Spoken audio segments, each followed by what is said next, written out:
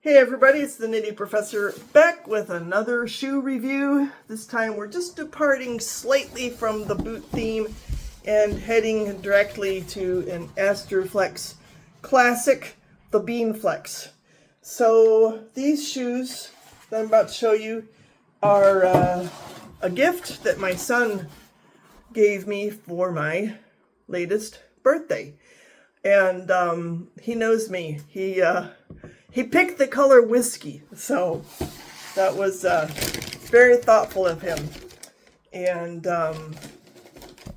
I kind of likened these to an Italian wallaby, but and I do have wallabies and I like wallabies, but I'm just going to start by saying I actually like these a little better than wallabies. And the first reason is the height of the shoe. So these shoes hit me just right to be extremely comfortable. And I think that's sort of their claim to fame. One of them is just the sheer comfort level. I've seen reviews that said they're beater shoes. You know, you can beat the crap out of them and they'll take a licking and keep on ticking, just like those Timex watches old folks used to wear back in the 70s.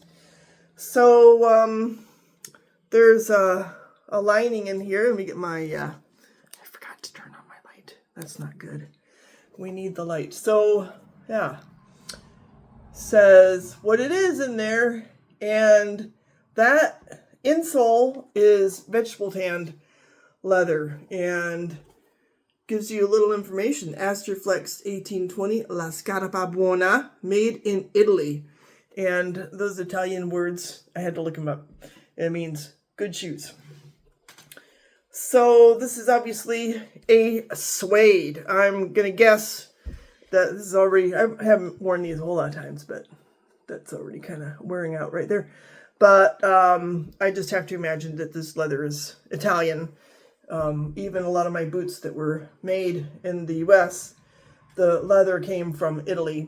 And I read online that this is a moccasin construction based on the idea of a moccasin. And they do have a welt. Y'all can help me.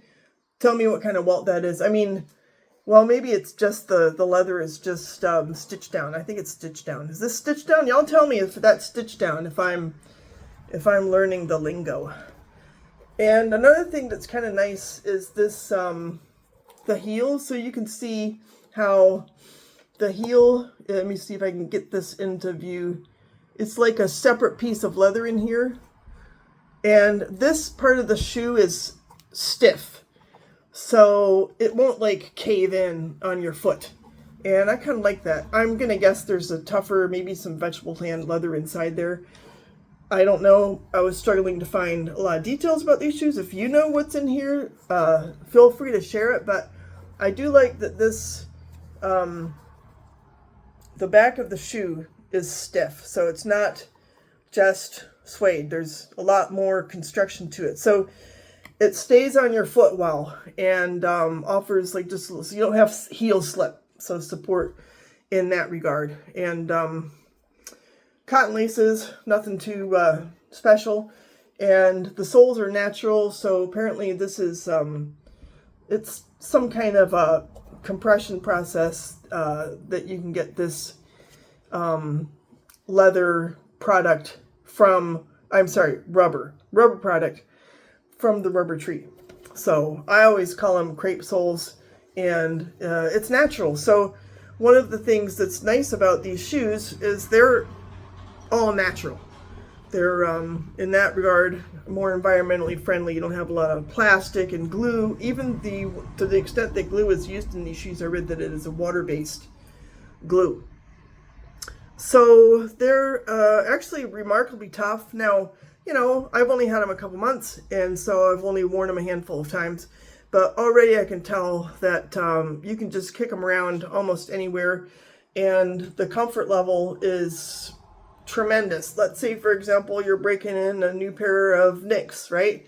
Then after you've tortured yourself for, 4 or 5 hours, you can slip into these babies and your feet will just go, and you'll just be so glad that you own a pair of Astorflex Beenflex shoes. So I expect these to hold up great. The stitching is, it's heavy thread. It's like multiple strands of thread in there. I don't know if you can see, but if you look closely, that thread is, it's like, I'm going to guess maybe 3 or 4 strands. So they weren't messing around when they made these. And another thing, and this I read on the website too, they're breathable and you can sweat in them and it's going to help your feet stay drier because the leather, can kind of wick away your sweat. So, really great solution for summer, but even in cooler periods, if you wear these with wool socks, for example, just, it's perfect. So I'm really pleased that I got these. Maybe I'll get out my wallabies at some point. I do have some with some really cool leathers that I want to share with you at some point. So you can compare and contrast these to a wallaby just, because of this moccasin construction around the top. But I do like the height of these. I think that sort of facilitates the comfort level, that they're not sort of poking you on the Achilles tendon. Let's put it that way. So I'd be curious if you all have experience with these. They come in some cool colors. I understand that there are no dyes added to these leathers. They're, presumably just tanned with, oak bark and stuff like that, and not dyed in any way. So very natural, very comfortable. And here's one last look at some branding here on the tongue. And shout out to my very generous, very thoughtful son for giving these shoes to me because they're so comfortable. How could you not love them, right? So y'all have a great day. I'll be back with more boots and shoes, and check you soon. Bye.